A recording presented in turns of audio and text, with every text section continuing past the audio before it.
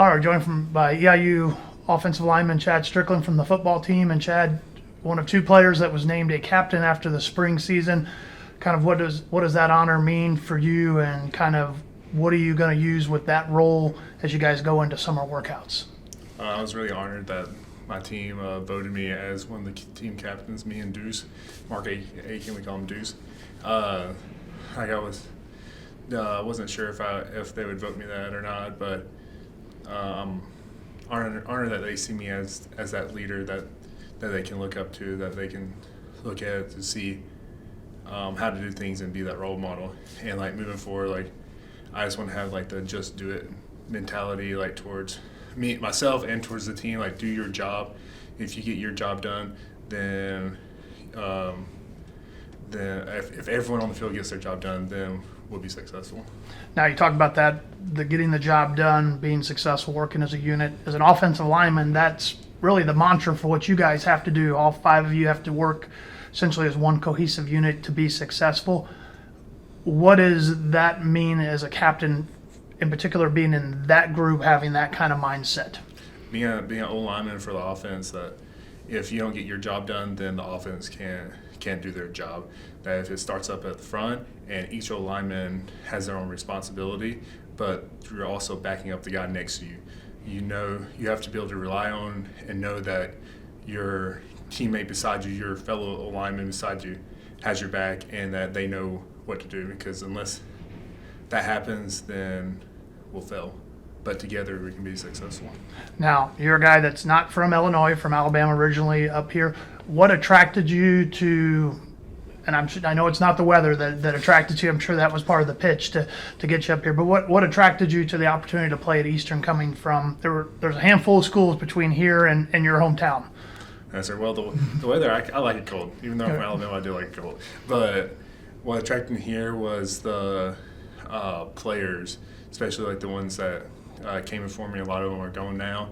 But I was told by different people that for the most part, coaches can be the same, but it's the players that make the team. And like one of my fellow linemen, Cole Hoover, that he's graduated now, and he was able to be one of the GAs, a coach like over us for a year as well. But just seeing him, how he interacted with me, and then being that role model for me about how I should interact with my other teammates, that's what really made me come to Eastern.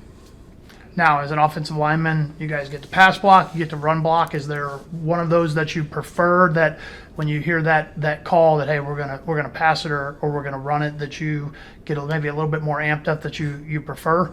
I think for the old linemen and stuff and me, that we really pride ourselves on run blocking, on inside run, that we're gonna get the job done. We want the rest of the team to be able to rely on us. Now, going forward this next year, you came in a couple years ago. You were a young group. You guys have constantly kind of unfortunately been a young group due to the transfer portal and some things like that.